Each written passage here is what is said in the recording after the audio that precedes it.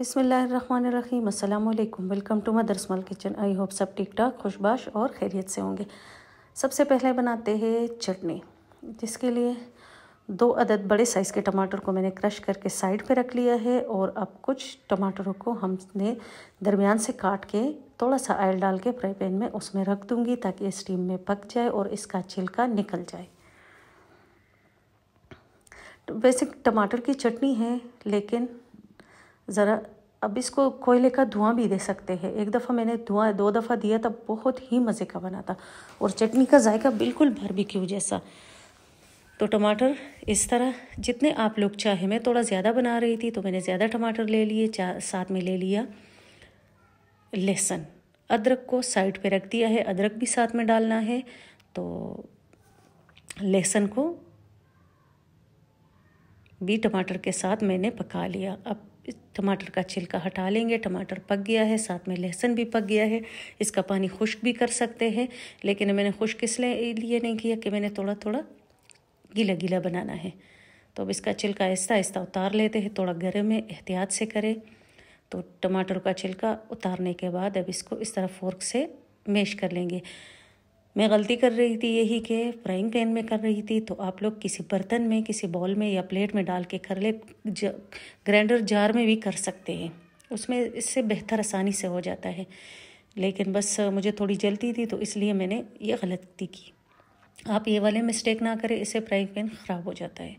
तो टमाटर और लहसुन को मैंने पेस्ट कर लिया। साथ में आधा टीस्पून अनारदाना कूट के डाल दिया। साथ में 1 अदद प्याज दरमियानी साइज़ की चॉप करके डाल दी है। 2 अदद सब्ज़ मिर्चें हल्की तीखी वाली। साथ में पुदीना और हरा धनिया मुट्ठी भर। साथ में अदरक का एक छोटा सा क्यूब। ये चावलों के साथ, पराठे के साथ, सब हर चीज़ के साथ, साथ में थोड़ा सा अचार भी हो या रायता हो, बहुत मज़े का लगता है। तो सारे वेजिटेबल्स और टमाटर को, यानी सब वेजिटेबल्स को मिक्स करें अच्छी तरह। और अब मैं इसमें थोड़े थोड़े स्पाइस भी डालेंगे टेस्ट के लिए। तो ये जो 2 अदद टमाटर मैंने पहले ज़िक्र किया था, वो जो मैंने क्रश करके साइड पे रखे थे, वो भी डाल दिए। तो इस टमाटर को डालने की ज़रूरत नहीं थी, लेकिन हमारे यहाँ मेरे बच्चे थोड़े ज़्यादा टमाटर वाली चटनी पसंद करती है, तो इसलिए मैंने 2 टमाटर, ये बड़े साइज़ के टमाटर थे, इसको जब कद्दूकश किया तो ये इतना सा पेस्ट बन गया। ये भी डाल दिया, इसको भी मिक्स कर देंगे। नमक हस्बे जायका डाल दें। इसमें थोड़ा सा सिरका भी जाएगा, तो मैंने चाट मसाला 1 टेबल स्पून डाल दिया। साथ में सुरख मिर्च आधा टीस्पून।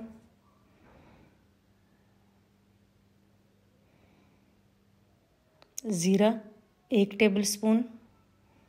खुश्क धनिया इस वजह से नहीं डाला कि इसमें एक सब्ज़ धनिया है, तो वो जब खुश्क धनिया का और सब्ज़ धनिया का टेस्ट एक जैसा हो जाता है, तो फिर वो इस तरह की चटनी में अच्छा नहीं लगता। तो आप लोग खुश्क धनिया ना मत डालें। अब सबको मिक्स करके एक प्यारे से बॉल में डाल देंगे और ऊपर से थोड़ा सा सिरका भी डाल देंगे। मसालों को अच्छी तरह मिक्स करें। नमक डालना मैं भूल गई थी, मैंने आखिर में डाला था, लेकिन बताया पहले लेकिन डाला आखिर में है। तो नमक हस्बे जायका डाल दें। अगर घर में किसी का बीपी हाई है तो थोड़ा हल्का ही हाथ रखें। अब सारे फ्राई पैन को अच्छी तरह, पहले चम्मच से, फिर मैंने हाथ से साफ़ किया अच्छा सा, ताकि कोई भी चीज़ ज़ाया ना हो, इसलिए कि किनारों में जो चटनी वगैरह लगी थी वो सारे निकाल ली। लीमू डाल सकते हैं, लेकिन मेरे पास लीमू नहीं था, इस वजह से मैंने सब वाइट सिरका डाल दिया। ऊपर से थोड़ा सा चाट मसाला और डाल दिया, इसलिए कि चाट मसाले का टेस्ट नहीं आ रहा था। इस तरह की चटनी में जब चाट मसाले का, प्याज, टमाटर, हर चीज़ का टेस्ट अलग अलग आता हो, तो तभी मज़ा आता है। सिर्फ चटनी बनानी नहीं होती, ताकि चटनी में आपको हर चीज़ का जायका अलग अलग फील हो। तो इसलिए चाट मसाले का टेस्ट नहीं आ रहा था, तो मैंने चुटकी भर चाट मसाला डाल दिया और चुटकी भर नमक डाल दिया। नमक आप लोगों के सामने है, बस यही डाला है। अब सिरका जितना तीखा, तेज़ और कड़वा सा आप लोग पसंद करते हैं, उस हिसाब से डाल दें। मैंने 1.5 टेबल स्पून डाल दिया। इसको अच्छी तरह मिक्स कर कर करके ये खुद ही चटनी बन जाती है। वैसे भी चटनी होती है और जितनी मिक्सिंग इसकी होती है ना खुद, लेकिन मिक्सिंग अच्छी करनी चाहिए ताकि सब चीज़ें यकजान हो जाए और टेस्ट मज़े का आए।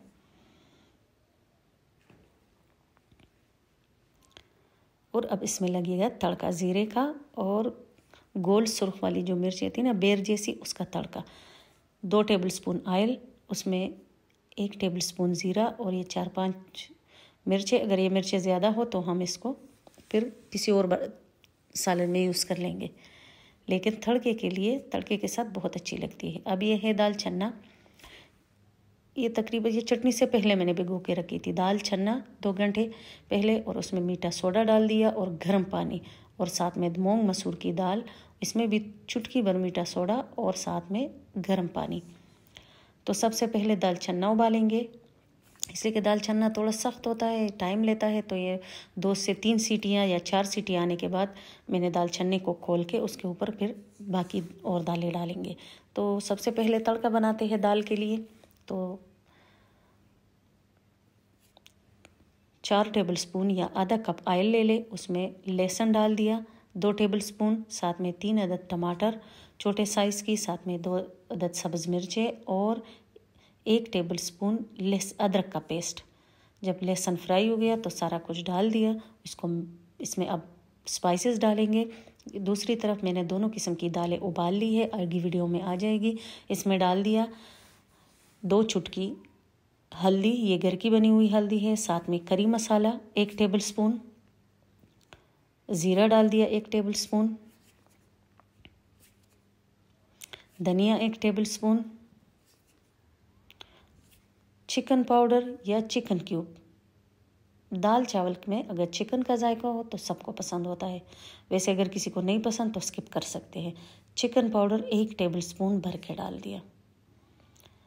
और ये दालें फिर जब छन्ने की दाल गल गई तो उसके बाद मैंने मूंग की दाल भी साथ में डाल के 10 मिनट के लिए कुकर में उबालने के बाद जब चूल्हा बंद किया, उसका स्टीम निकल गया, उसके बाद आप ग्राइंडर में इसको पीस ले, या वो जो हाथ वाली होती है ना मदानी सी, जिसको नीचे दबा दबा के लस्सी वगैरह बना लेते हैं, उसी से भी कर सकते हैं। मैंने उसी से कुकर में ही इसको ब्लेंड किया है।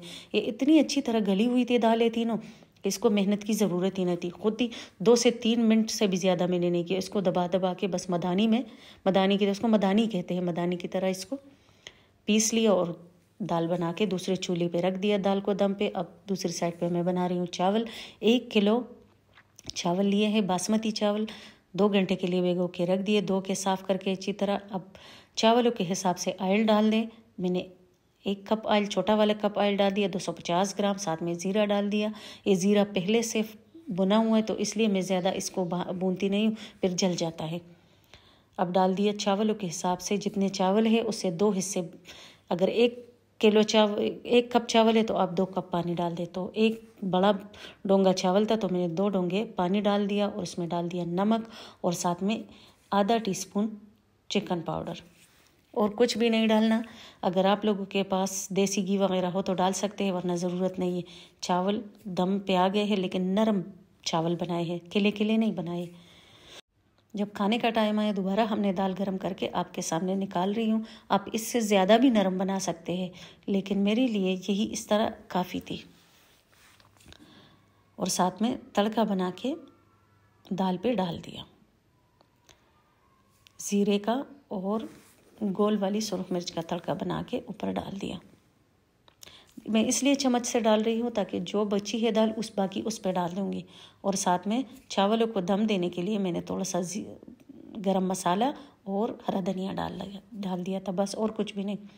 और ये इतने नरम चावल बने थे, बहुत ही मज़े के।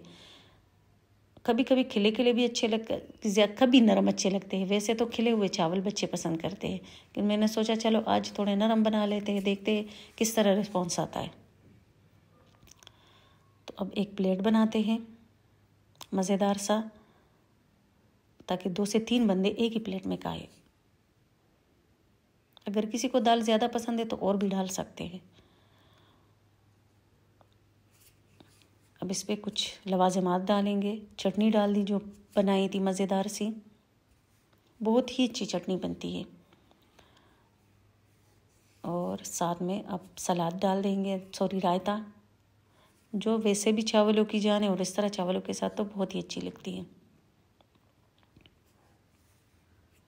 और साथ में सलाद।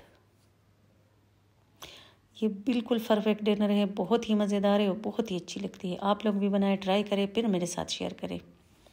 और ये मेरी बेटी ने अपने लिए प्लेट बनाई है। इसमें एक अचार की कमी थी कि जिसने खाना था तो अपने सामने डाल लेते, वरना इस तरह चाट और साथ में सलाद, दाल और चटनी, फिर अचार की ज़रूरत नहीं थी, लेकिन कमी थी अचार की, होनी चाहिए थी अचार। अल्लाह हाफिज़।